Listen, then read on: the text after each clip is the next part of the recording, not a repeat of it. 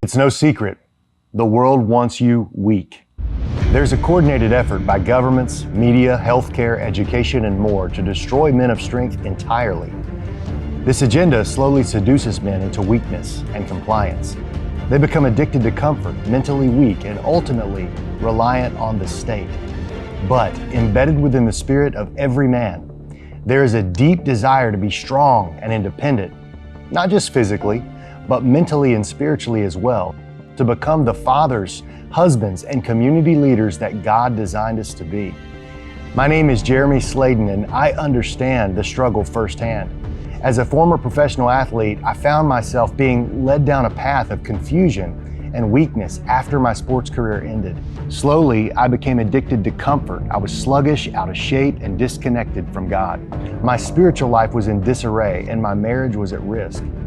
I knew things had to change, and after a big wake-up call, I embarked on a personal reset that transformed my mental, physical, and spiritual well-being. After my own personal transformation, I witnessed countless men trapped in similar circumstances, targeted by a culture aiming for their irrelevance. This led me to launch the Warrior Mind, Body, and Soul program. Warrior MBS is a 70-day competitive experience that has been designed from the ground up to unleash the strong man within you. It includes a comprehensive eating plan, a personally customized workout plan based on your goals, soul-building operations to strengthen your faith, and a brotherhood of like-minded Christian men who are with you in the fight. This experience is crafted from the ground up to help you get your mojo back. Here's what others are saying about Warrior MBS. The program was amazing for me, just for muscle toning, for overall fitness. Great diet, great soul building ops, great people you get to meet. One of the things I love is that I'm surrounded by like-minded men who love the Lord, men who want to be good leaders, not only in their home, but also in the community for which they live. It's changed my life. I think it has potential to change yours. I highly encourage that you join. The world needs men who are strong, compassionate, and resilient, and it needs them now more than ever. Join me on this journey and become a warrior in mind, body, and soul.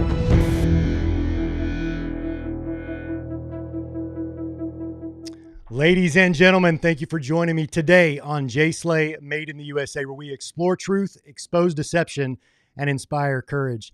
Guys, today I'm really excited about our guest. For those of you who would be into something like the Warrior program, I know that you're going to love what he's going to bring to the table today. We have several mutual friends from law enforcement, from fighting human trafficking, from even, what do they call it? The agency. There's several agencies out there, clandestine organizations that we've got some mutual friends in. And I just know you're going to have a lot of fun today. Our guest today is Maury Abreu, and he's a human performance coach, a self-defense expert, and his team equips others in how to defeat violent encounters of every form and responsibly exercise your God-given right to self-protection. They provide a multitude of courses, and man, they have got some incredible products. So you're going to have to check out his shop online, as well as their courses and what else they offer. But a cool thing that they do is they give a segment of their proceeds to fight human trafficking with the Sentinel organization, which I'll let Maury tell you more about that. So with that, Maury, glad to have you on, brother. Thanks for coming on. Likewise, it's a pleasure. Yeah, well, Maury, we've met through mutual friends, like I said, and the moment I saw, what you were putting out online, I was like, okay, this guy's got something that my audience needs to see, especially in terms of self-protection, in terms of that kind of knowledge. And we talked off camera about how do we as Christians put our faith into action. And I think that that's what you do. So why don't we start with a little bit of your history, your background, where you're from. If you don't mind, just give us that 10,000 foot level on Maury Abreu. Sure, yeah. So Maury Abreu, born and raised here, first generation American. My parents came here from the Dominican Republic. I was, first in my family, first boy in my family that came here, born here in the United States. Born and raised in New Jersey. I left at a very young age. I came up through competitive sports, competitive combat sports, primarily boxing, which frankly is probably the second most thing that is responsible for me having gone the path that I went in life, and frankly, staying out of the trouble that surrounded me and in my environment. I was raised in an exceptionally physically, psychologically, and otherwise abusive environment. And frankly, um, not just saying this to copy and paste and just, you know, leverage a philosophy that's been put out there before by others, but I thank God for those experiences because I was able then to take them through Yeah. faith and manifest results that allowed me to put pain to purpose, frankly. I went into the Marine Corps. My parents had to sign a waiver because I wasn't old enough to sign up on my own.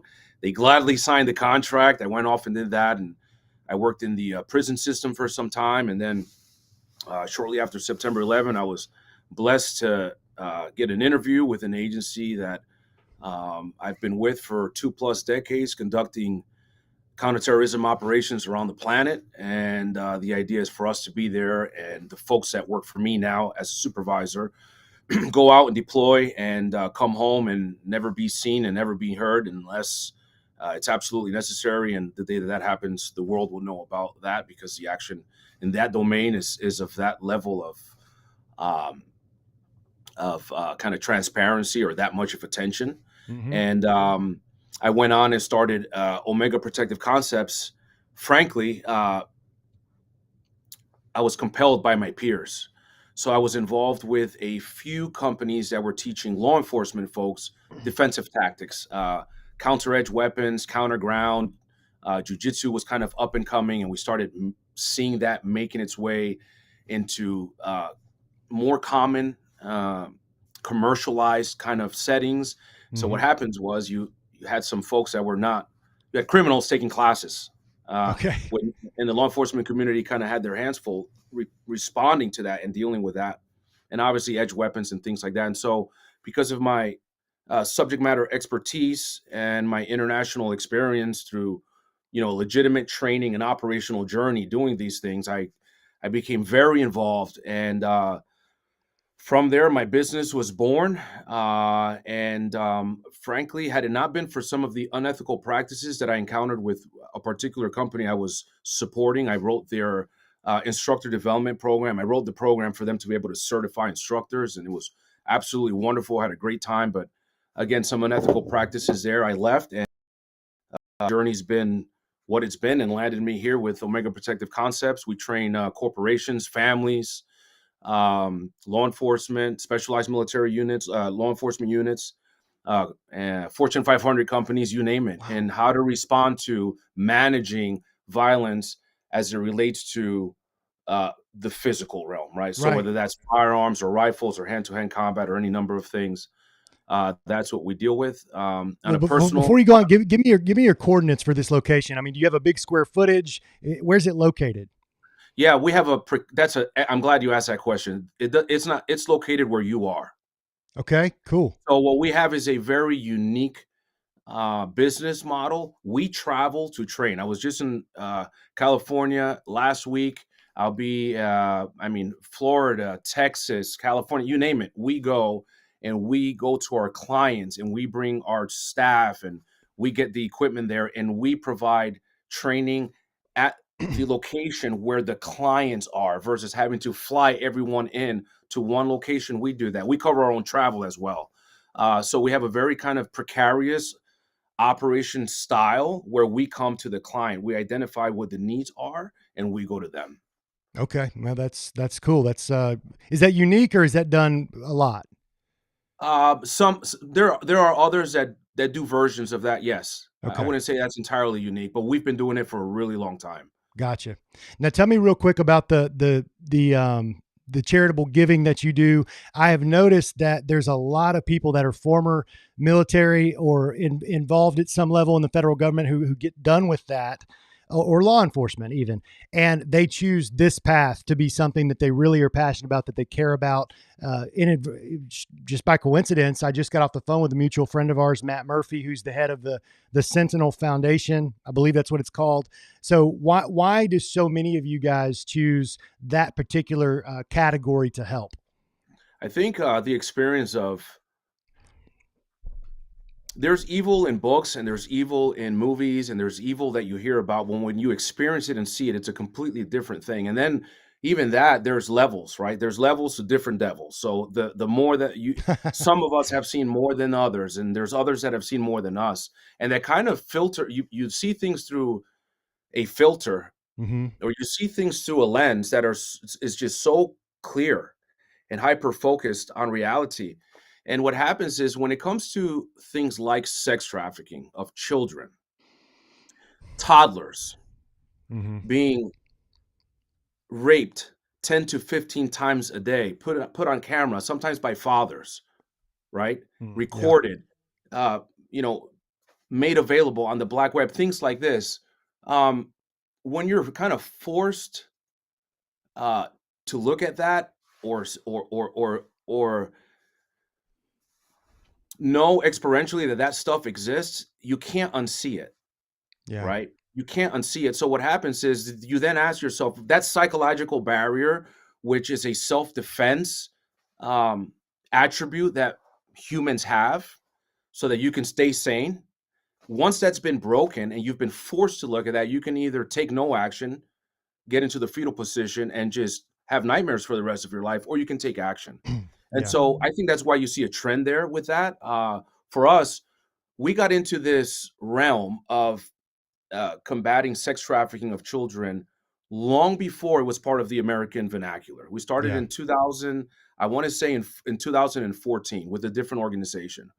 And I came across uh, the folks that were actually running that organization at the time. I knew where the dollars were going. I saw the results of the aftercare for these young folks, and I became a believer. I was all in. And then I met Matt Murphy, who you spoke to, ironically, just before Yeah. this Crazy. interview. And Matt's story fascinated me. And essentially, Matt was a military guy, SF, Special Forces, and his sister was murdered by traffickers. And there are few people walking the planet right now. He's very humble. I've told him this before. He kind of just, shucks it off. He just knows he's doing the right thing and kind of doesn't want any attention on it. But that said, what he did was he put pain to purpose, and he took the tragedy of his sister, and essentially the way I describe this to him, here's what I see. I see a man that took his military experiences and mapped it onto this combating and fighting of sex trafficking in a new and fresh way. So when our SF folks go to a foreign country, in a foreign land, in a foreign faith, in a foreign language, and they're working with indigenous people to have a viable resistance against a superpower, that requires a lot of being creative. And what he did was he mapped on all these skill sets into, for example, equipping law enforcement agencies. This was back with his previous foundation, Operation Lightshine, which is where we started, and funding their ability to have a full-time officer in the sex trafficking realm. And they would provide funding to the department for that, so that the excuse of we can't afford it goes away, and they'd equip them in their vehicles and cameras and things of this nature. So he's now with Sentinel Foundation, where they have just really I think we can talk about it pretty openly now. I know a lot of this stuff's out there, but bringing people on like hackers Okay. onto the team and having them intentionally hack these sick websites and sick people, so that you're not just, everybody. I've had many people ask me, how do I get in a helicopter and do a hit and kill bad guys? And a lot of times all that is pride and ego, Yeah. frankly. And that's Sure. hard for Yeah. some people to hear, but that is not, that is, there's, if we think that this problem is solved with just that, then we're really missing a lot, right? There's these children. How do you, rescue these children? What happens when they go for the children that are going to replace those children that you've rescued? How do you give aftercare to these children? How do you get with these other entities and other government agencies overseas to actually have a prosecutorial system where they follow through and lock up the bad guys for a sustained amount of time? There's just a lot of intelligence, no pun intended, involved in these types of operations where you just can't go caveman and expect results that are actually scalable. Right. And so our foundation is that. And what we do is we give from the sales of all our products, all our blades that I've designed, and all our services, and we give to Sentinel Foundation. We post the receipts. And the reason we do that is we want to be transparent. We want to let people know where their money is going. Yeah. And that's what we do with them. That's really good. And I feel comfortable bringing this up because I've had, a few people with OUR that have more recently, shared with me about that was one of the problems was the lack of transparency. Not to say that the money that went to them didn't go to do the work that it was described to do. But at the same time, like that's been a problem for them. So you guys showing the receipts that people know that when they're giving their money, they're getting a great product, which I'm going to pull that up in a minute. But they can be secure in knowing that it's going to the Sentinel Foundation with a guy at the helm in Matt Murphy, who's not looking for just a bunch of credit. He's more of a behind the scenes guy that wants to do good work. And man, what a story with his sister. I'm going to have him on my show next week. And I look forward to asking him about that. For the audience, we are going to dive deep in a couple of these topics, but you got to see, since we brought up the products, I want to go ahead and pull this up. So Maury, you lead the way here. Tell me kind of what you're proud of here. I'm sure all of it, but if there's anything you want to highlight or me to click on. I guess if you go to self-defense tools there and you just click on that, those are our primary products. That's a Zion blade that was just released this year. We have a number of other blades. We have, if you go down, we have Sharpies. What masquerades as Sharpies are actually D10 non-metallic defense tools for poking holes in what you can imagine we need holes poked into. We have a spike. If you scroll down, you'll see some other tools. And then the one on the left is probably our main, the redemption blade there that you're just scrolling past. That may be our main product. And we actually have, that's our rendition of a previously existing blade for a company that's now gone out of business on and off a few times actually. And it's a very small tool that's concealable, easy to carry. Moms carry it, dads carry it, law enforcement folks carry it, folks that are working undercover carry it. You can carry it if you're in a suit and tie or if you're in full tack gear. And it's made to be an easy to use. It's a grab and punch type tool. And the training period on that is pretty basic. If you know how to perform a basic strike as a basic punch, you have the template to be able to use this offensively. And it's really just a great option to always have something with you. We have hikers, we have college age folks, all types of different folks that would never otherwise carry a blade, especially a blade for self-defense. But because it's so utilitarian and so basic, you can use it for opening up Amazon boxes or people, depending on. Yeah, you kept calling it a tool, and I was like, dude, that you put that on somebody's knuckle. That looks like a weapon, bro. That's not just a tool. What about the manufacturing process? I had no idea till I got on your Instagram that you're like cutting these things yourself. Yeah, it's a lot of work. I actually I do the designing. I hire very professional, talented artists that are knife makers, two in particular, and they are the ones that do the actual fabricating and all that, because my bandwidth for time is not going to be invested in the actual execution. I'd rather, partner with someone like that Axer from Seawolf Craft. My brother Shalom makes those. He's an epic artist out of the UK. Former Israeli sniper, and he just fabricates these amazing tools. I give him the concepts of what we're looking for, and that's actually his design. But that's design and man. other things he's made for us, and some of our newer models that are coming out as well. Tell me about, so if I were to buy this tomahawk, like obviously it can do the basic cutting, but I see at the top, and I'm a novice to this kind of thing, the top of that blade it comes to a point. Like what all can you do with this thing?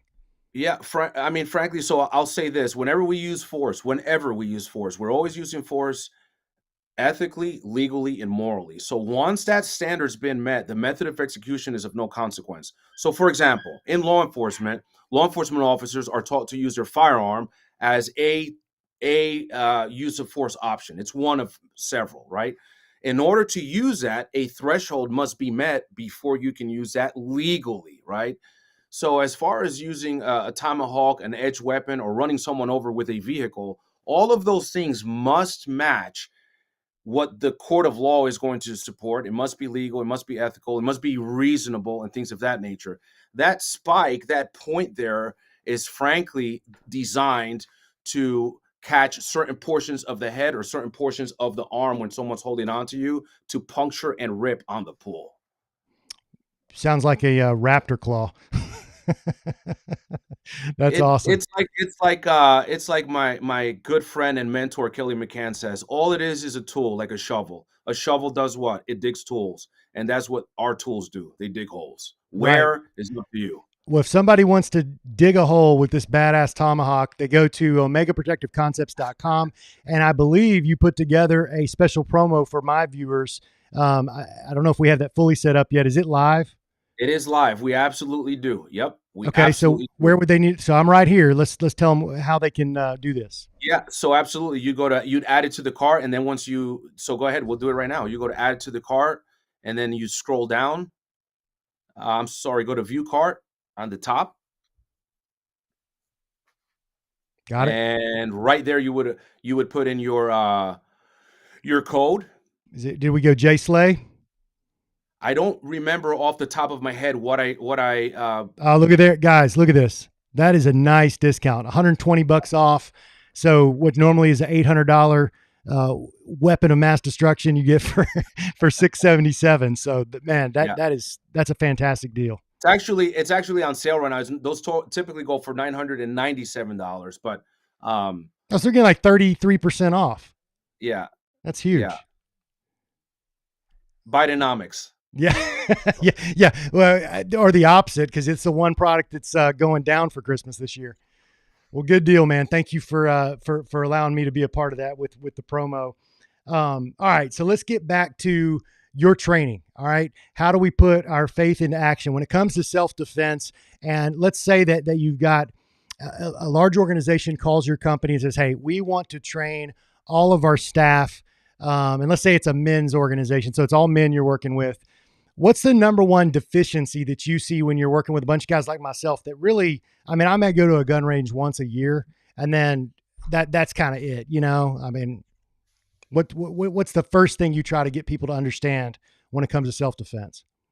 Well, what we typically see in folks is they're rather clueless about self-defense. Mm-hmm. And it's built on not experience, but it's built on what they've seen or what they've heard. Okay. So what happens is we have to often deprogram, and we do that very efficiently, very succinctly by presenting different scenarios and having very straight conversations with them about what defense is and what it is not, right? Okay. So if we're talking about just say empty hand striking, we've got to teach people how to stand. We've got to teach people how to generate power. We've got to teach people some viable strikes that they could actually use. Then we have to teach them how to do that outside of a perfect setting, in a climate controlled room or in a flat ground in daylight where everything is controlled. Like, how do you do this under high levels of stress? So let me paint for you maybe a clearer example. Okay. And this is something we're responding to a lot. We actually came up and developed with a course. I partnered with a really good friend of mine, Jerry, to put out this material on our home invasion response class. People are like, well, what is that? That sounds cool. Okay, well, we don't want you to attend because it sounds cool. We want you to attend because you need it. And here's why. There was an explosion in the percentage of Americans that have purchased firearms since whatever we're calling 2020 and beyond, that thing that started, we'll call it the initiation of COVID, right? Yeah, I would be one of those that was lining up at the local gun store, you know, buying my first firearm. Sure. Yeah. Sure. So now what we have is, and in that group, we have a large percentage of people that said that they would never own a firearm, ever. Right. Yep. And 20, 21, 22 kind of changed that for a lot of folks. So now here's what you have. You have individuals that have a tool. It's a phenomenal tool. It's a phenomenal force option, but it's 3:00 in the morning. Someone's breaking into your home. The alarm's going off. You're on travel. Your wife is home.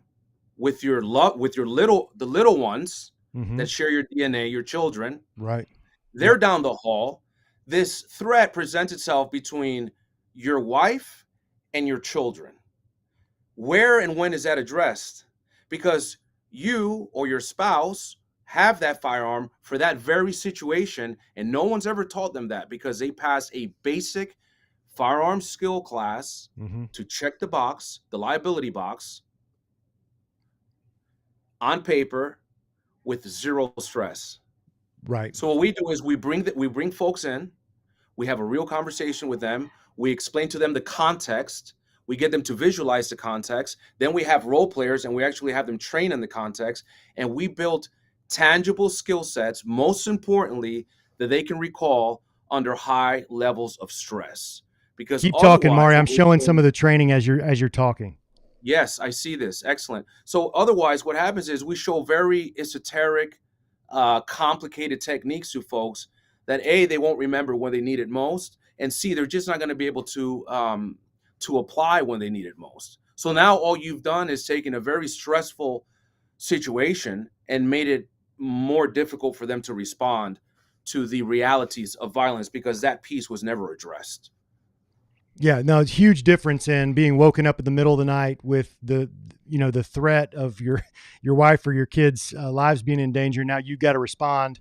I get that, man. So what we were just seeing on screen, is that kind of part of that training? Like, Yeah, that was a I believe that was a 2-day that was in 2017 pre-COVID. We had a 2-day all-encompassing type training where we did hand-to-hand skills and then ground skills and then introducing the firearm. So it's wonderful you have a firearm, but now you've been knocked to the ground, you tripped because you never trained when it was wet, you never trained when it was dark, you never trained on uneven terrain, which is what happens the second we walk outside of our house or outside of the dojo or outside of the training complex. right. Things are very precarious.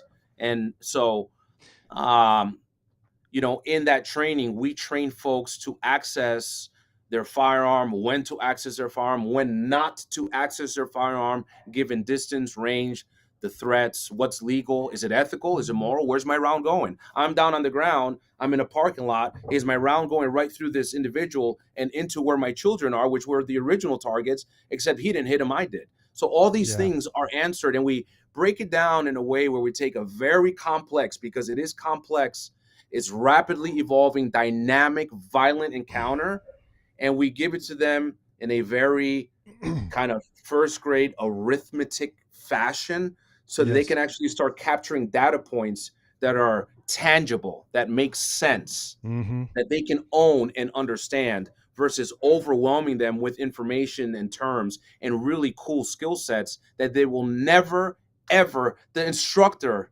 on the interwebs putting these videos out could barely perform these techniques, but we're expecting folks under high level of stress taking just a few classes a year to perform this. And then it's like, well, if you own a firearm, you have to take it serious. That's wonderful, but the single mom is working 80 hours a week. She can only attend but X amount of classes a year, not because she doesn't care about her babies, but her bandwidth for time does not exist to do that. Yeah. So we have to be able to compress time. I'm hearing a connection here between the physical training, like, so you got some muscle memory involved by training more often, and the mental component of you're never going to be comfortable in this situation, but you can be much more calm if you've properly trained. I remember as a pro baseball player, especially walking to the plate and the crowd's roaring, the hecklers are trying to get you distracted. You're thinking about maybe what the pitcher's going to throw is different pitches. There's all these factors. Are there runners on base? What's the signs the coach is giving me? There's like 100 variables going on. When I had properly trained prior to walking to the plate in a big game, I was comfortable. All I had to do was focus on my breathing, calming my mind down, and seeing the ball, seeing the hitting tunnel. There was a hitting tunnel I wanted to find so that if that ball from the pitcher's hand entered that hitting tunnel, my body would take over and do the work because I had trained. I just tell that story because I feel like that probably sounds familiar to you, to what you do every day. Yes, that's exactly right. What we're trying to do is we're trying to burn onto the computer, tangible skill sets that can be recalled under high levels of stress. Yeah, absolutely. One quick, I know there's 100 questions I could ask about this, but if you're buying a firearm and you know how they offer like the big bright lights, almost like there's ones that have the strobe light on the handgun or a bright light, in one sense, I think that's a great option because now you don't have to turn on any lights. It's gonna show you a line of sight in front of you. It could also kind of blind or stun the person that's in your home. But is there a downside to that? What do you recommend? No, I always want a light on my firearm, always. Okay. Absolutely. If I'm in my home, generally, I know my home very well. The person that's an intruder does not. My home's probably not the house to pick. Right. Probably the last, I would think not. and I don't know that I'm the concern. My wife probably is because they're not getting out. Yeah. I Right. guess I was thinking the only Friends- downside in my mind, and again, it's probably the dumbest thing ever I'm going to say, but is that if you have to go down a hallway to reach this individual, you don't want to totally give away where you're at by having 100%. Also, so just kind of to go back to what I was saying was, this idea of if you're in your home and you hear an intruder, there's not necessarily instructors are guilty of trying to put things in boxes where this is right and this is wrong. Sometimes it's like it's better if you know your home and you can operate and move in the dark. Why would you illuminate the entire home, turn on all the lights, and give them the ability to then know what the layout of the house and things like this are, right? Right. So right. there's kind of a pro and con there. And of course, we use the term light discipline as to when are you actually going to use the light versus not using light. And that requires timing, not too dissimilar with if I'm going to use a strike, but I'm not at the right distance, I'm either too far or too close to use that strike. It's not applicable given the specific setting of that situation. So the idea is then that you don't teach a strike, you teach when it is and when it isn't applicable. And really, these things are answered not so much in conversation and not so much in PowerPoint. We give folks the overguiding principles, and then we actually will role play with role players and lay out the scenario where they get to practice doing it different ways, and they get to discover through self-discovery for themselves, of course, where they're guiding them. But that lesson that the end user absorbs for themselves experientially, like they did it right, they did it wrong, they did it not so well, that will stay with them longer than an instructor pointing out to them what was done well or not. Right. Yeah, totally. What about a laser pointer on the firearm? Is that something you recommend? I not a big user of those with pistols. With rifles, I mean, if you have optics and you can maximize at 100%, it's an absolute great. Why wouldn't you leverage technology if you had the option for that? Especially within your home. Absolutely. Okay. I'm not a rifle. I'm not against using. I'll use any tool. I'm not religious about what tool I'm going to use to respond to a threat in my house. If I have an option, I'm going to go with a pistol over a rifle all day long because of my ability to control a pistol, my ability to turn. I'm faster with it, the distance at which I would be engaging something in my home, and the penetration or potential for over penetration with a hot round from a rifle versus a pistol. Oh, yeah. None of those, and here's a piece you'll never hear instructors talk about. None of those are an excuse to not have, ballistic discipline of that. Any round can go through almost anything. It's just the probability of a rifle round zipping through several rooms versus pistol is mitigated. Yeah, no, that's a great point. And I'm so glad you said that because even that alone, you walk through the scenario. Every time I see the gun in our room, I walk through the scenario in my mind of what if an intruder came in, what route would I go? I haven't actually thought about that. Even just a 9mm still going to go through, the kind of walls we have today easily, 100%, right? 100%. And maybe if the threat is directly in front of you and just down the hall or say your children's room, but if you take just a small step to the right, you've now angled that round where it's going in a safer direction, where it's not occupied, or maybe you don't care as much about the person in that room. I'm kidding. Yeah, it's like, why are you joking? I'm joking because the person that hears this won't forget. They're like, okay, he was joking. That was highly inappropriate, but that makes a lot of sense. Now they'll remember, right? Look at you with the mental tools you're working. Yeah. That's good, man. What is your key group of customers? Do you typically have just like families, or is it actual like companies that are calling in your services? My key group keeps changing every year. Okay. I don't have a key group. It started law enforcement, military exclusively, and I intentionally did not train civilians, nor would I. I wanted nothing with that to do with that whatsoever. And then through conversation, and just being mentored by a few people that I really trust. I'm very discerning about who I allow in my ear. I've always kind of been that way since I was very young. It's a person's life value is not relegated to their resume. So, like the uncle, the aunt, the cousin, the wife of the traveling businessman, or the wife of the, you know, operator that's deploying somewhere and is behind with his most precious assets, his wife and children. Uh, if they need training, are you saying that you won't deliver that training for them? And got me thinking. And so we have obviously we have massive corporations, and we have there's a wife of a firefighter that actually her and her husband want to take a home invasion response course locally. She's a business owner. As a firefighter, he's gone for X amount of time, and there's a concern there. So Yeah. we've worked in colleges. We've worked with college age folks as well. We've done women and young children's self defense classes. You name it. We've addressed all different forms of clients. Okay. Right now we have a lot of corporate contracts. Yeah. So that means our open classes, we're only going to do one, maybe two classes in all of 2024 because our books are full. And how long you been training? I mean, where you're actually training other people commercially, not your own training and So how long have I had the business? the business side of it. Yes. So the business has been in existence since 2011. Okay. Gotcha. But I was doing private stuff well before then. I just didn't have an organized business. And then training folks for the government and in the government since the late 90s. Are you also doing some physical fitness training as a part of this, or is something that you offer?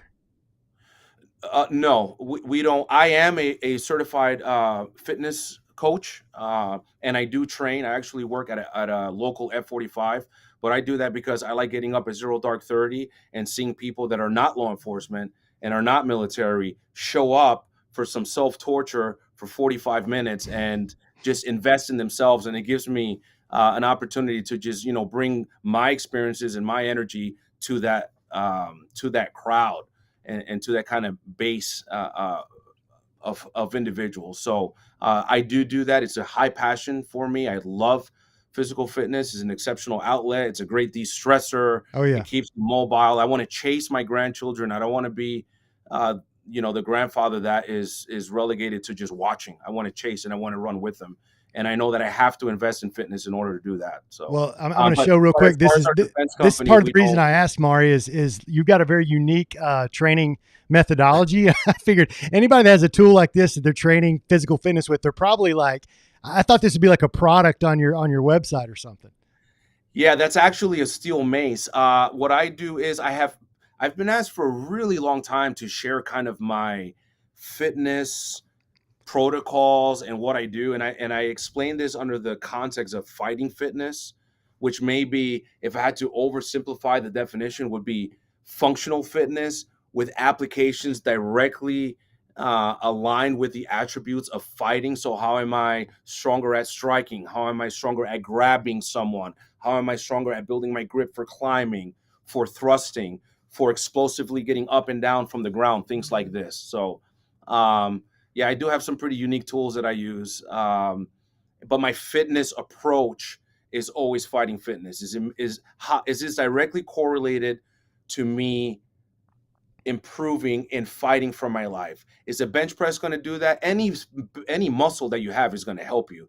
But Sure. Since we're not building aesthetics, instead of doing a traditional bench press, for example, I take a 50-pound ball, a 50-pound dead ball, which is, I don't know, it's probably a foot to a foot and a half wide, right? I set that on the ground, and that's my bench. So I'm very uneven, and I'm very, it's hard to remain flat and centered. You have to recruit all your stabilizer muscles. Then I'll put a weight, whether it's a mace or a kettlebell in one hand, and I'll kick up my other leg. So I'm completely off balance. I'm recruiting all these stabilizer muscles, and I'm pressing slowly all the way up and all the way down on one side. So if you look at that, it looks like a bench press, but it Yeah. is anything but that. And that's a template of how we approach fighting fitness. Got it. Got it. No, that's really cool. I've never actually seen somebody work out with a big mace. How heavy was that thing? That one, I don't remember from the video. My heaviest right now is 40 pounds. Okay. Gotcha. So you have 40 pounds at the end of a 3.5-foot pole that's about 1.5 inches in width, and you're holding this, and it really works on your grip strength. It works on your shoulders. It works on your elbows. It works on your mobility, your flexibility, your rehab, your prehab, full range of motion. And even if you're a larger person in size or you're bulky, it'll keep you really flexible and able to maximize bringing all of your weight to bear when you're actually striking. Now, is that something that you can get like online, or where do you get one of those? Oh, absolutely. I mean, steel maces are sold by several vendors. There's countless of them out there. I own quite a few, actually.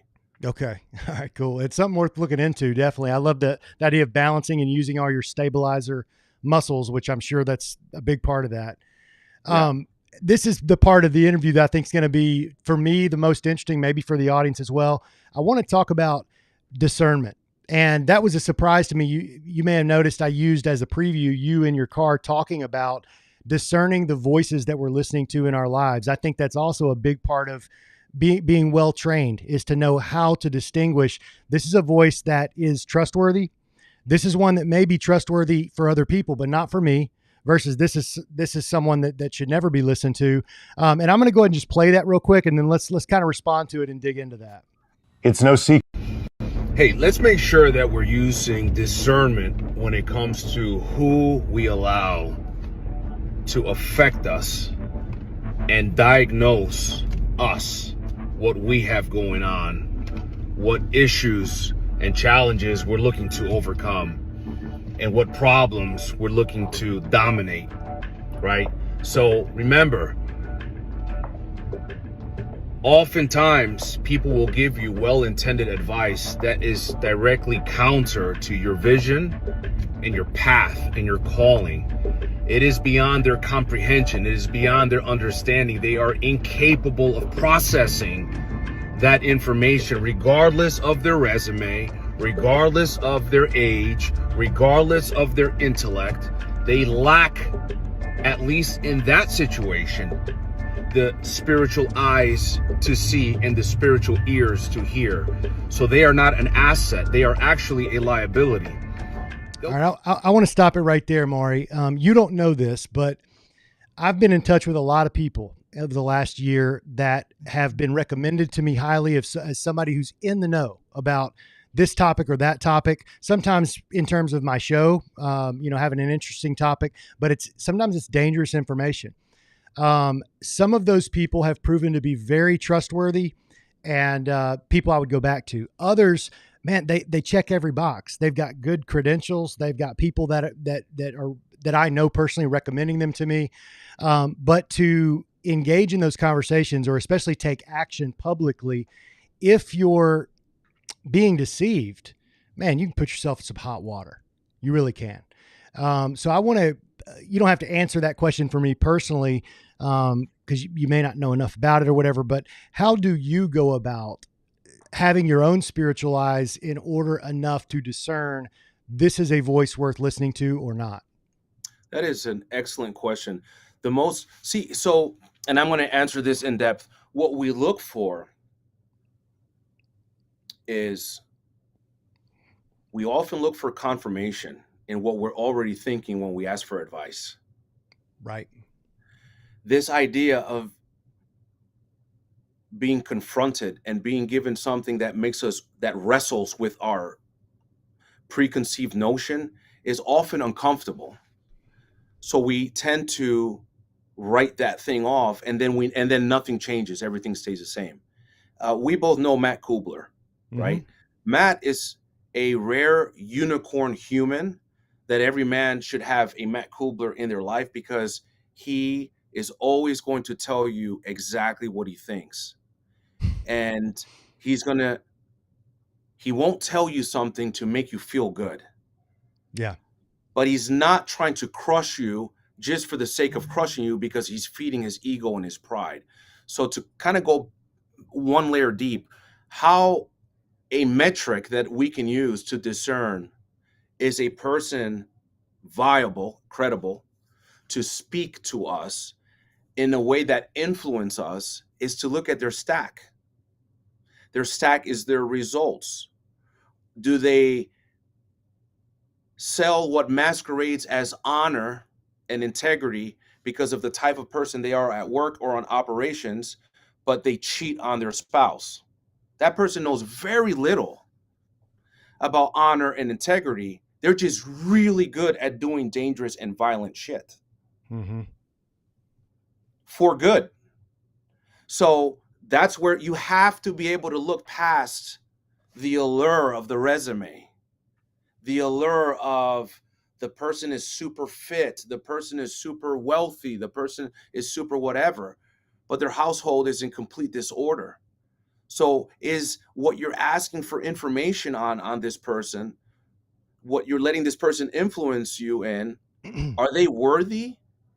Not because you're trying to have some status of perfection that you're trying to, implement on others to where none of us are worthy, right? Sure, right. But it's like you're allowing this person to speak to you on something, but there's a major lack in this area of their life, and the lack in that area of the life, say the type of human that they are to their children.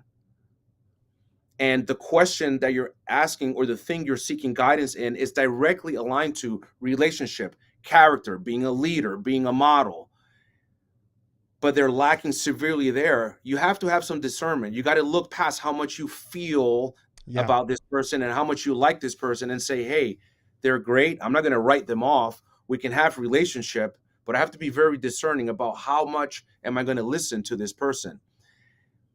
I don't talk about this publicly because there's still lawsuits going on, but there's an injection that folks were forced to in the workplace to take. I find it really obnoxious. If I allow myself to get emotional about it, I'd say that I'm offended, but I won't, because offense comes as a result of being surprised. I'm not surprised. Yeah.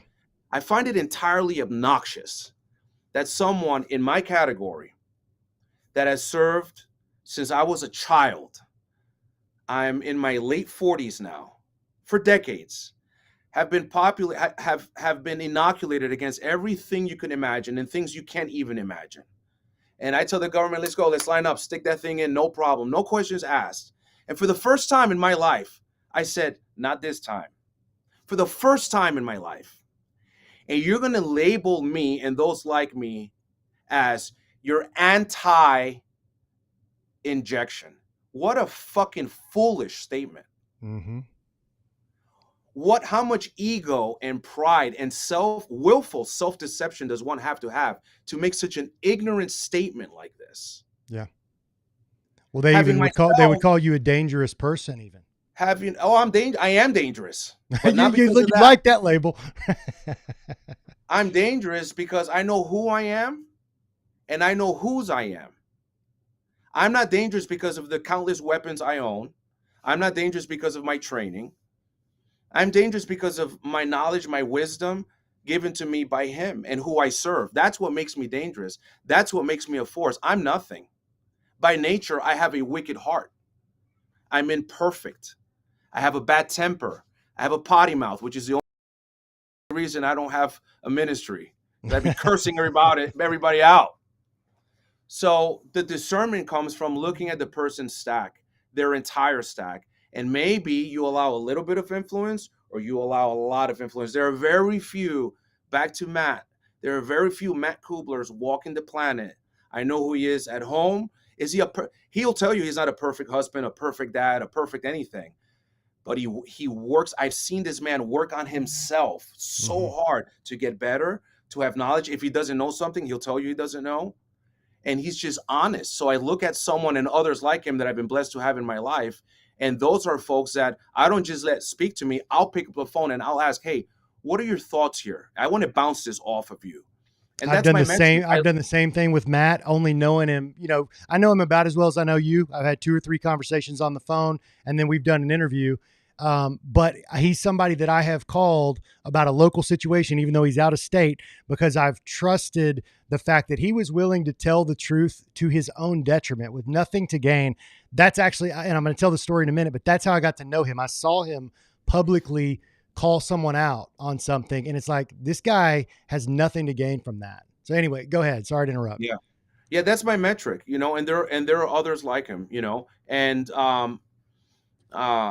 you know, just because there are people that I like and I may trust in a certain area of my life with, does not mean I'm going to let them give me spiritual advice or advice on faith or advice on marriage, because their stack does not resemble that. Right. So what happens is, as men, we're very attracted to the warrior brand. And for me, the warrior that does not submit to the ultimate warrior, my savior, I'm going to discern how much of your warriordom that you're selling. I'm going to be very discerning of how much of that. That doesn't mean you've got nothing to offer, but I'm going to be very discerning of how much of that I'm going to allow influence me in this path of being an asset. Like, I want to become a better asset. I want to become a better asset to society. I want to become a better asset. The more my stack grows, the more I can actually do something about the things I say I care about, which is a number of things. My wife, number one, my 6 children, and, you know, being able to financially feed my charity arm. I can't do that by not performing and not producing or following some mystical rules. You know, I work for the government. There's all kinds of rules that folks have attempted to and I rebel against, not with arrogance. I just refuse to capitulate to this idea of groupthink. Groupthink is death. So here's another metric. You want a metric? Mm-hmm. If the overwhelming group of society is saying this is the way to go, you should question it. Now, that doesn't mean you question it in a obnoxious way. That doesn't mean you question it in a way where you are a jerk, you mistreat people, you're abusive, you're just an asshole. That's not very much walking the path. That's not what I'm saying. But you question it and you decide, is that something you're going to go with, and that's something you're not going to go with. People, in the end, you may not be very liked, but people will respect you. Yeah. Well, and the friendships you do make and those relationships that you have a strong connection, they're going to be stronger than anything else because it's based on a solid foundation. 100%. Yeah. 100%. People are watching. People are always watching. People are watching. They're intrigued. They're like, what's this person really about? Is this who they are? Who are they off camera? You know, when you're someone like myself, and when I'm transparent, it's like, I know that I am not the perfect husband. I know that I am not the perfect father. I'm doing the best that I can, but I don't settle there. I don't weaponize that and say, hey, I'm doing the best I can. I don't know what to tell you. I'm constantly investing in myself, constantly taking courses, constantly, you know, engaging with other entrepreneurs. The entrepreneurial realm is where I have found the folks that are closest to God. I have found in the entrepreneurial realm the folks that have the most successful marriages and the kind of answers to how, as a man, do we navigate being productive in the workforce and being a good husband and a solid friend to our, you know, to our spouses. How do you love this other human that's a complete opposite of you, right? That brings their own baggage from their own life experiences. How do you come as one and become one flesh? How in the world do you do that?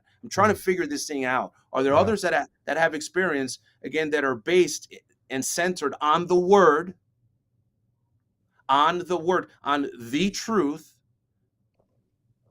and have a stack of, they've been doing it for 10, 15, 20, 60 years of marriage. Yeah. Oh, Maury, let me tell you about the time where my wife and I were ready to throw each other off the roof, and it almost all ended. And let me tell you about how we navigated that. And let me tell you about how we overcame this. And let me tell you about how, you know, I was able to forgive my wife for this, or her or me for that, or whatever it is.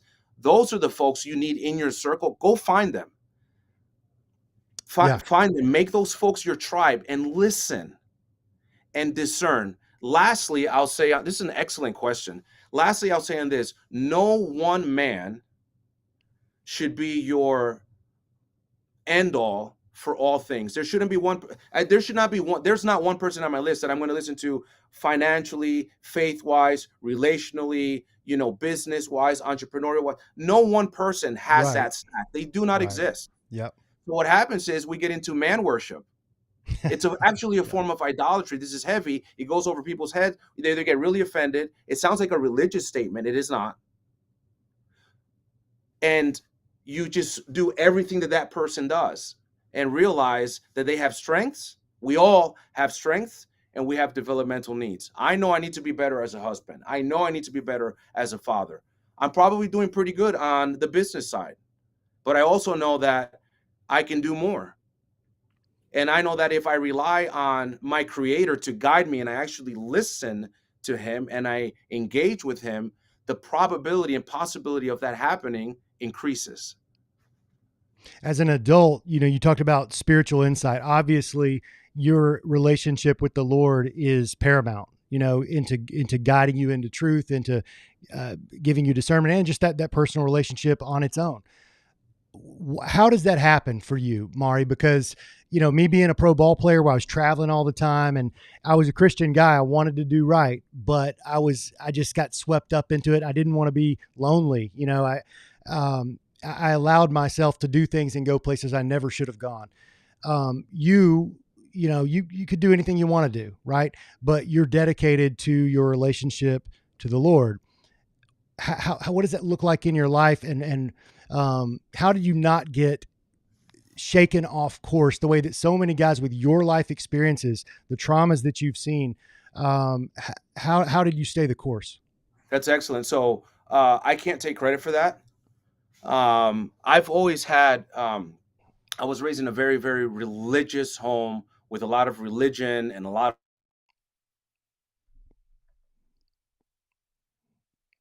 Oh, Maury just got cut here, guys. I'm going to bring him back on.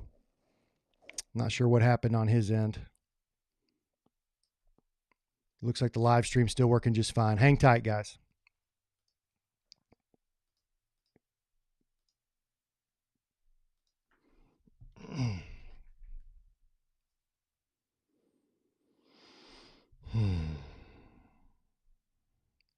To my audience, isn't this funny? I'm actually live streaming right now. You're just watching me sit here. Sign in again.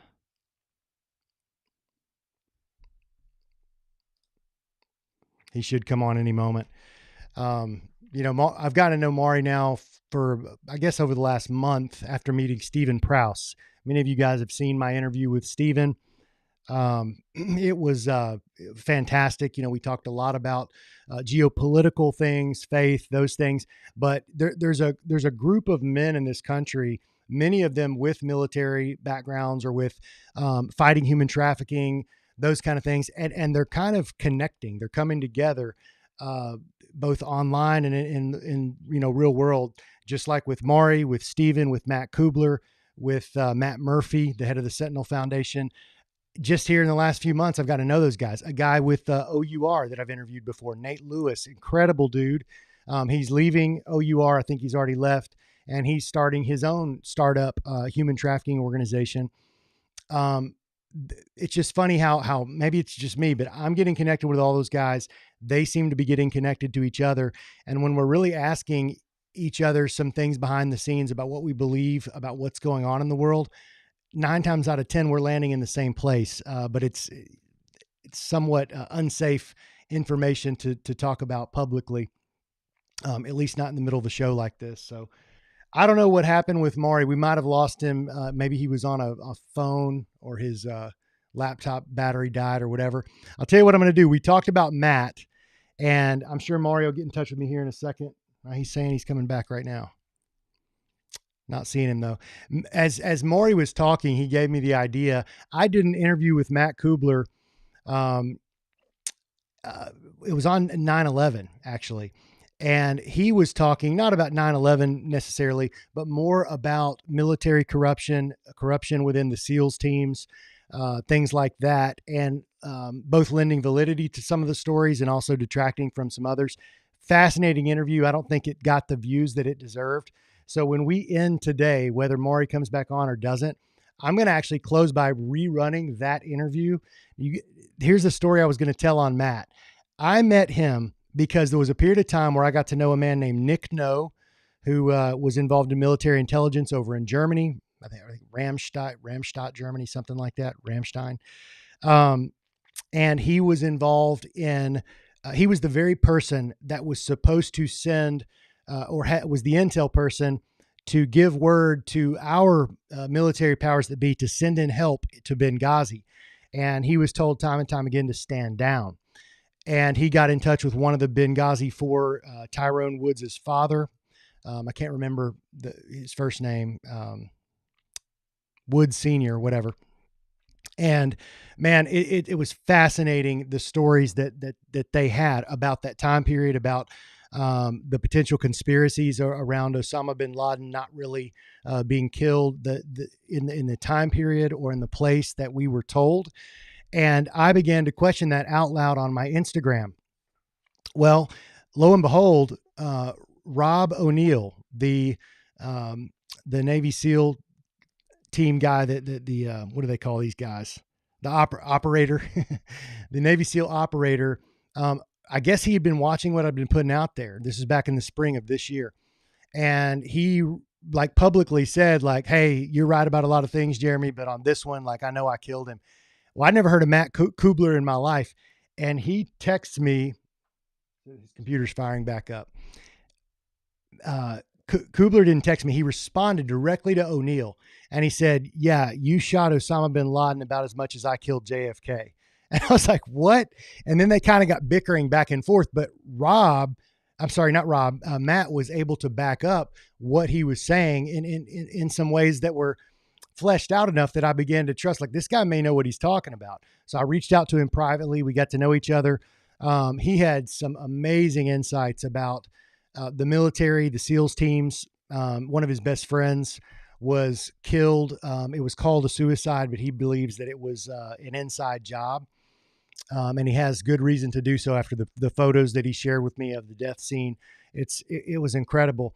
But I'm gonna end this today. I know he's coming back on with the interview that I did with Matt. And man, if you've been curious about our wars, especially the Iraq, Afghanistan, the war on terror, that era since 9/11, man, it is an interview to watch.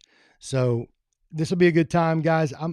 Remember, Warrior MBS, Mind, Body, and Soul. We are launching. I'm excited about this one, guys. It's going to be the fresh new year on January 6th. We're kicking off. So if you're watching right now, you're a man and you want to get back in shape and you like the vibe of conversations like we're having today, you want to be around like-minded guys who want to improve their mind, body, and soul. I was going to say then check out the program. You can still check it out at warriormbs.com. But I have Maury back on the line, I think. Hang on, Maury. I'm going to pull you in here. Okay. There we go. Gotcha. Does this work? Yeah. Is that your phone? That is my phone. Is that going to be a problem? No, it works great. Sounds good and everything. So remind me where we were at. I think you were in the middle of talking and then you just cut out. We're talking about how does one actually... Yeah. Like I was talking about Kubler and stuff. And with all the military guys, so many of them, just being a man alone is enough with our temptations, but the traveling, the trauma that you guys have seen and experienced, it's just easy to lose faith. That's okay. Yeah. Got it. Yeah. Let me know when you're ready and I'll start. We're on, dude. We never stopped. I kept going. Okay. Excellent. Oh, okay. So this will just be edited or whatever. Keep it then. Dude, this is a live stream. So I talked all about Kubler, how he called out Rob O'Neill, the guy that supposedly shot Osama bin Laden. Like, he called him out on my post where Rob had been posting. Long story. I thought you might have been listening to it, but it was an amazing moment. So anyway, that's what I've been talking about. Okay, good. So here's the deal. for me, as far as the spiritual eyes to see and spiritual ears to hear, and what is that, and the discernment, and where does that come from? I've always had a very strong faith, regardless of what was happening in my life, since I was a little boy. I think I left off with, I was raised with just a whole lot of religion and a Yes. lot of organization, and I was taught to fear God, and that I was going to burn in hell, and that salvation, I don't even know how it was going to come. It probably wasn't going to come. And I knew very little of what was in the word, because the word was not the template. And I had to go through these mediums to access God. And but we were called Christian, and it never really kind of settled well with me. And Now, when you say mediums, you're talking about like priests, like they were like a professional, like go through sure, them. sure, the priest, or the Pope, or some entity, some Okay. human, Yeah. or other religious practices and saints to intercede and all this stuff. And I've heard from brothers, their articulation of their, I'll use the word, how that's excused or explained, and in their soul they believe it. And what happens is, so many times in our lives, we really believe what we believe, and it's nearly impossible as men for us to get outside of that belief until something comes and shakes it, Right. right? So for me, what allows me, to answer your question, to stay centered, to stay focused, to not capitulate to groupthink, is I know through my faith, through seeing folks that say they have faith, and I'm not being legalist here, because I have I find legalism nauseating, frankly, right? Um, I find the abuse of the gospel to be horrible.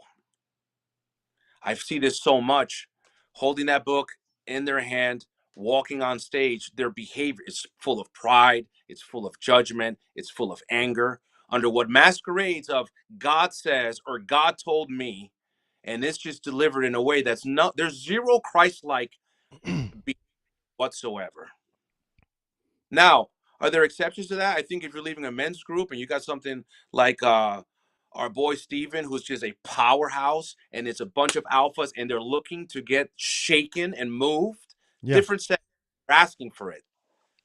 Um, but for me, I know that going with the crowd and voting with the crowd gets you Barabbas over Jesus. Oh wow. Yeah. Great analogy, dude. Yeah. Excuse me? I said great analogy. Yeah, because I know that. I know that this is our see. But here's the thing: we are that crowd.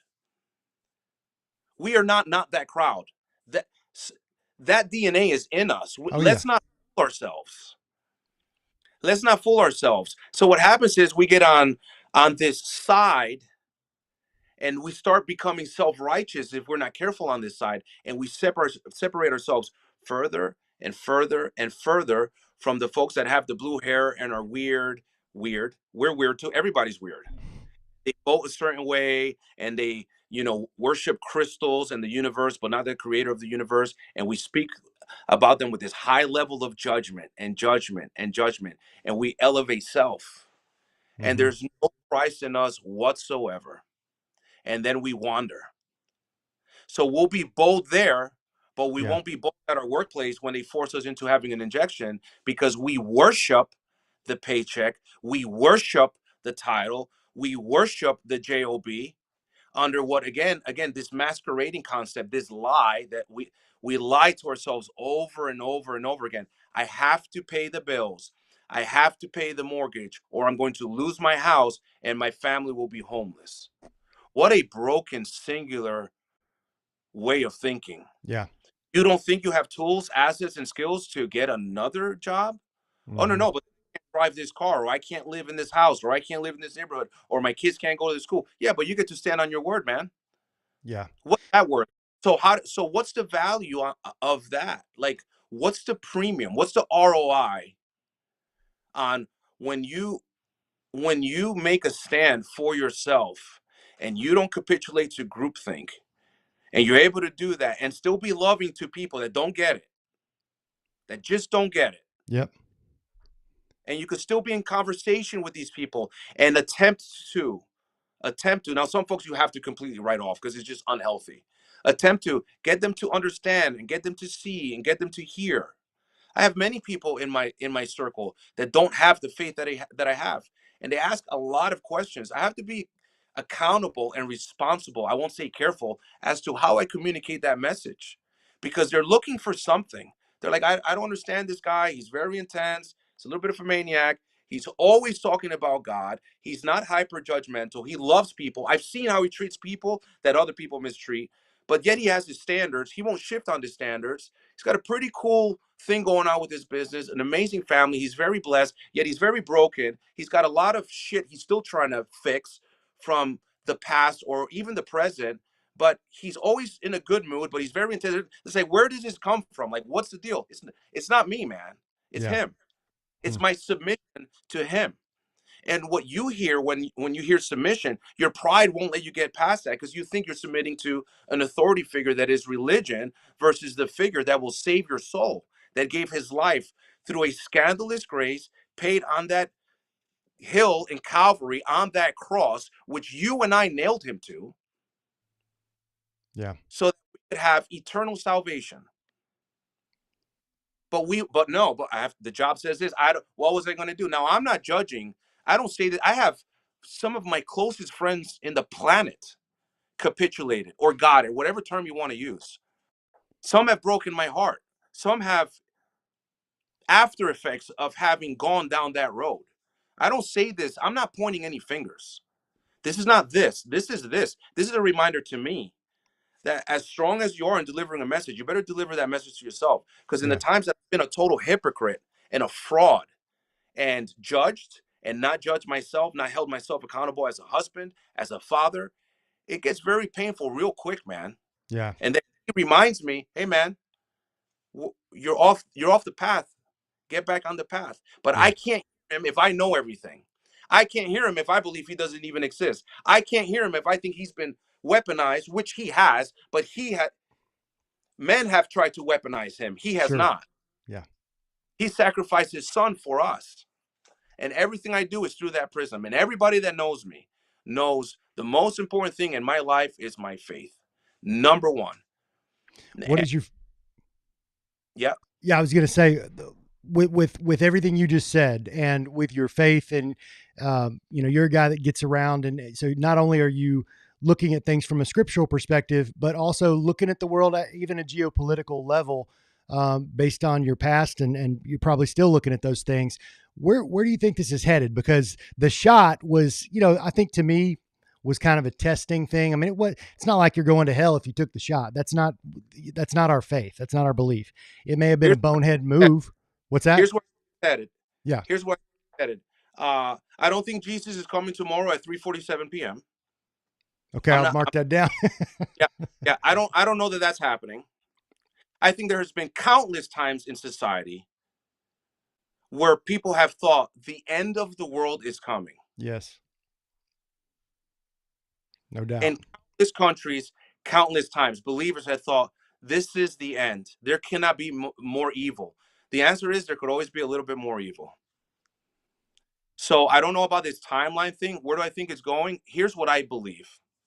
I believe there was full intention to launch, let's use that word launch, the next bout of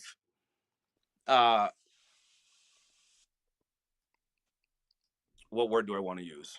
The next round of games that they started playing in 2020 when they launched what Sure. they launched. Yeah. I think they were set to do that this fall. And I think through things like this, through them going through all our messages on the interwebs and on the gram and our emails, and seeing that the percentage of people that are like, I'm not playing ball this time. I am not, even though I lined up last time, I'm not down with that program this time. Not happening. I think they saw that. I want to say I know that they saw. They're like, okay, we're not going to do that. We'll do war instead. That's what we're going to do. And I remember so strong in my thinking that I was like, there's no way that the world is ran by a few. There's no way that with all the chaos in this organization and every organization I've served in and been part of, that they could be that organized and that structured. And I'm thinking, how in the world could I have ever have thought that? It's anything but that. How do you not see the patterns? Like I would hear people say things like, "Oh, the media is bought and paid for." I'm like, "Well, what do you mean? There's free thinking voices." No, there's not. No, there's not. There's filtered voices. Yeah. And so, and then to be able to kind of speak on that openly and freely and not worry about being judged, because, the truth. This is why I think people like us need to be not careful, because I hate that term. When you tell someone be careful, you're muting them. You're pressing mute, or you're silencing your Yeah. it's a control mechanism. But I think we have to be conscious of when we're talking, we're not talking to our crowd. The folks in my circle that send me 97 TikToks and reels of what's happening, it was like, hey bro, I already know this. Like you're not you just send this to someone else. Like don't send me. As a matter of fact, I've done this with a few people. If they're watching, they know who they are. It's negative. The world is ending. Oh my God, Carl Schwab's going to be what's this idiot's name from? I just jacked up his name. Schwab. Klaus Schwab. Yeah. Schwab. Yeah, it's my Dutch. The World Economic Forum. Yeah. Yeah. That guy. Yeah, yeah. It's like, hey, send this to someone that's. I said the last 10 things that you've sent me are cataclysmic and apocalyptic. I want the next 10 posts you send me have to be positive, and they kind of. Right. So we have to be conscious of, not careful of how we deliver this message to people that don't know, people that are seeking, people that are looking to learn. If we speak truth with no love, that truth is not going to land. And we have to understand this. This is a very important, crucial idea. The truth only has to whisper. The truth does not become more truth because you raise the volume on it. It's the truth. The truth stands on itself. Mm-hmm. And I think it's very important when we're communicating with folks that don't know what we know, that don't believe what we believe, and give them an opportunity. It's like the word of Christ. If you try to force your belief on someone, I don't know that they really have belief. My children, people have asked me, hey, what do you do for your children? And how do you? It's like Maury's muted himself. I don't know what happened there. Darn. We'll get him back on. Hold on. Let's see what happened here.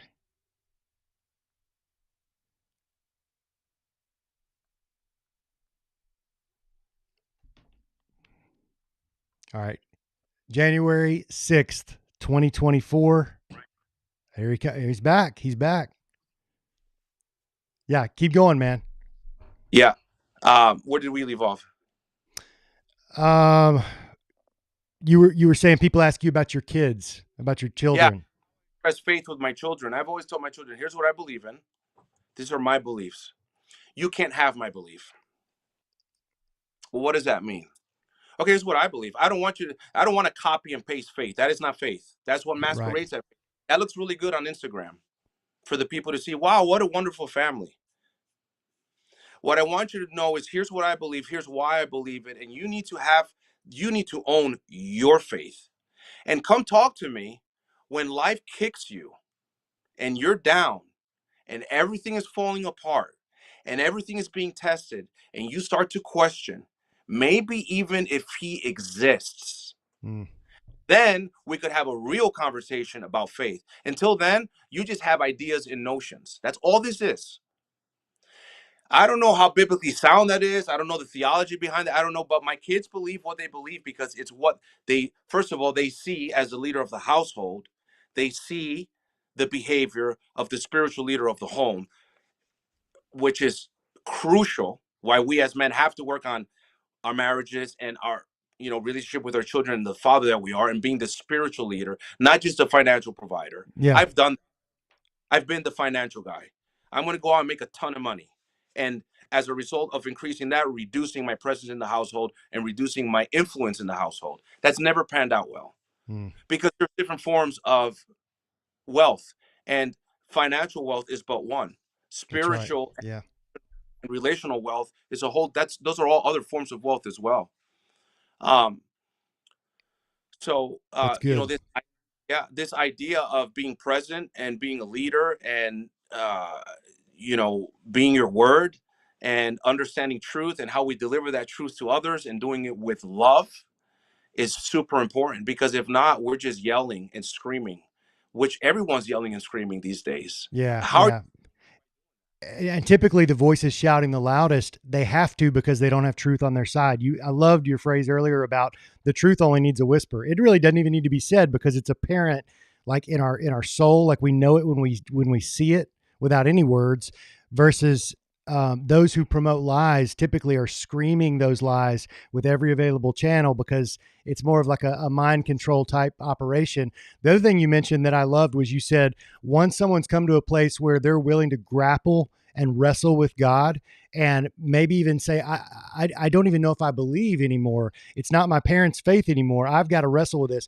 I think that's very biblical. I think you can read the Psalms, you can read Proverbs, and you can hear the times David is just flat out, he's angry with God sometimes. He still worships him. But Jacob wrestled with God. So I think God, he knows where we're at in our hearts, whether we speak it out loud or not. So I think it's better to just put it out on the table and wrestle with those issues. Yeah. Yeah. I'll this as well. What I'm seeing is the new trend. We'll use the word trend. It's a beautiful trend. I'm seeing more and more and more alpha warriors, folks that have an impressive resume, the type of resumes that men look at and men value within the warrior realm. More and more and more of them are coming out and submitting to faith and acknowledging that Jesus is at the center. It's happening. Yes. It's happening more and more. There is a revival within this realm of warriors that are speaking Jesus. And so now what happens is, that gives an opportunity for folks that are looking for meaning, looking for identity, looking for all these things. So first thing the enemy came for, first thing he came for was identity. It's the first thing he came for. He did that by planting a seed of doubt. Did he really say that? Yes. Is that really what he said? Mm-hmm. And then conflicting God's identity and human identity, and then from then, the fall, right? So Yeah, and I think, we've been trying to become like God ever since. That was the Lord, thing. Like you're not going to die, you're going to be like God. And that sounded yeah, pretty appealing, and I think people are still trying to do it today. yeah, yeah. And what happened there? The spiritual leader was not present to lead, Yes. to deliver that message, to stand and not deliver that message, but to reiterate that message. He was not there. Yeah. That's good, And man. so That's good. and who did God say that to them, or did he say it to him? He said it to him because he's a spiritual leader, and we blame her. That's right. That's a good point. That's a different post for a different day. Yeah, no, all good, man. Well, Maury, we're hitting up against our time limit, man. Yeah. I'm sorry to the viewers about the couple technical glitches, but hey, I mean, you got to roll with the punches. Maury, I'll give you the last word, man. Any final messages? And also, I want to remind people, check out omegaprotectiveconcepts.com. You can find all the training courses. You can find the really cool tools that I call weapons. all the tools are right there, and those things are amazing. And if you use the promo code JSLAY, JSLAY, you'll get yourself a nice big discount. But Maury, take us out, man. Yeah. So what I want to say is this: whatever isn't growing is already dead or dying. We have an obligation as men to continue to grow, continue to seek. And what is it that we're growing for? Are we growing just for personal gain only? Or are there things that we do need to gain personally so that then we could give it away and bless others and be a better, like, are you seeking curriculum, knowledge, information, what have you, on how to become a better husband? That's your, after your relationship with God, your second relationship and your primary relationship is with your spouse. It is not with your children. Your Mm, children go off, they leave the household, they go off and create their own families, and you're left with mama. good. So are you seeking and finding and speaking to other anointed warriors and looking, how do I become a better husband? Everybody's always looking to the White House. We need to start looking at our house. What's going on in our house and what are we doing? And there's never, ever, ever an I've arrived moment. It does not exist. That does not mean that you're never appreciative of where you are, but never be satisfied with the status, because God's always going to call us to more. That doesn't mean you don't appreciate. It just means don't be satisfied, because that satisfaction comes from pride and ego. We're good. Hey, man, I've arrived. There's never enough I've arrived moment. Then let's look at our children. How are we treating our spouses? Because they're watching. And if we've totally jacked it up, or when, because you will, as a human on this planet, you fix it, you make it right. Are we holding our children accountable? Are we disciplining our children? Or are we trying to be our children's best friend? Because again, we're feeding the flesh. Right. Care more about being my little guy's best buddy, or I don't want my girl to not, I don't want my daddy's girl, who's now becoming a teenager, to not view me the same. We have to lead. When we don't lead, someone else and another influence will step in and lead for us. So to reiterate, whatever is not growing is either already dead or is in the process of dying. That's a good word, man. Maury, thank you so much for coming on, brother. I look forward to having you on again. And hey, just so you know, I said this when we had a technical glitch there. Because you brought up Matt Kubler, I've got an interview that I did with him that I only released half of, and it's overdue, man. So I'm going to play that right now. It'll probably go on for about an hour, but he's giving the truth versus the false about things they hear on military corruption on the war on terror. So very, very fascinating interview. But thanks again, brother, for coming on. I loved having you. All right, man. Be well. Take care. Talk to you soon.